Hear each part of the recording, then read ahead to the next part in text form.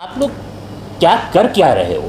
एक घर बहुत परिश्रम से 2-3 पीढ़ियों के बाद कुछ बना रहे थे, उस पर क्यों बुलडोज़र चला रहे हो?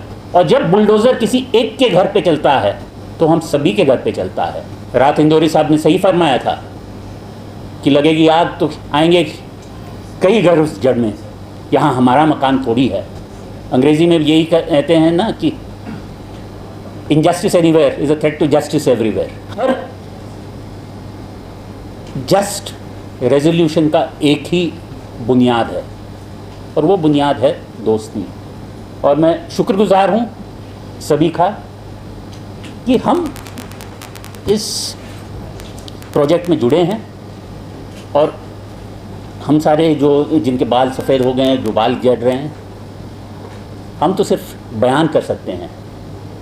जो आगे बढ़ाना है, जिसको ये देश चलाना है, वो मेरे से कुछ जूनियर्स है, उस पीढ़ी को आगे चलाना है।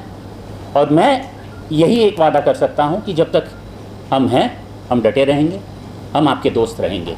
और चाहे कोई भी मित्रों आएँ और उनके मित्र भी आएँ, हम डटे रहेंगे। मित्रों के बारे में नहीं,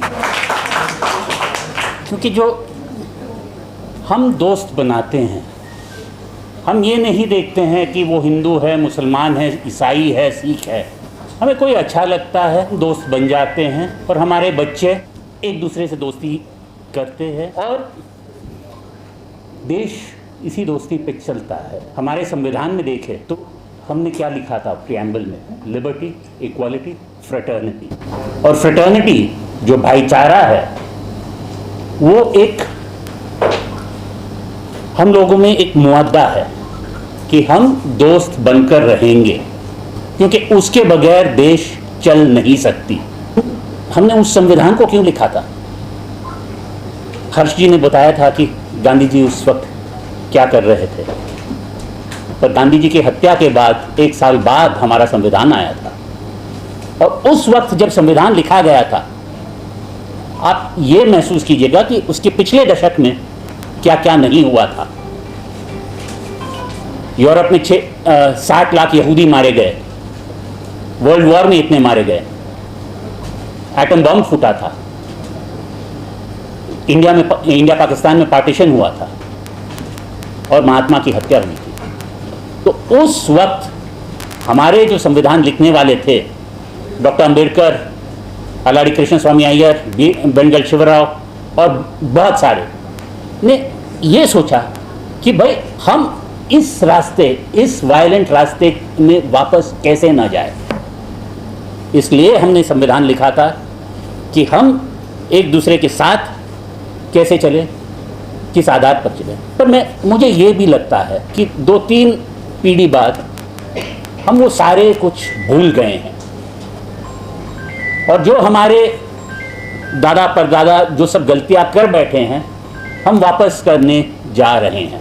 और मेरे एक मित्र है इरफान हबीब साहब, जो हिस्टोरियन है, इरफान हबीब द यंगर, दिल्ली वाले। तो उनसे मैंने पूछा था कि साहब ये बताइए कि उस दशक में जब पार्टीशन हुआ था, जब बहुत सारे कत्लेआम हुए थे, पर फिर वो अगले 1980-1990 तक सब हम मिलजुल के कैसे रहे? ऐसा क्यों था कि हिंदू मुस्लिम भाईचारा का एक कोशिश था। आप उस वक्त के फिल्म्स देखिए, उस वक्त की सोसाइटी देखिए, हम लोग एक साथ थे। उसके बाद क्या हुआ? और उसके बाद उस वक्त उतने झगड़े क्यों नहीं होते थे? तो हबीब साहब का यही कहना था कि उस वक्त हमारे पास झगड़ने के लिए पैसा कहाँ था। अब 90 के बाद, 91 के बाद, लिबरलाइजेशन के बाद जैसा ही पैसा आया, जैसा ही शक्ति आई, तो कई लोगों को गर्व हुआ,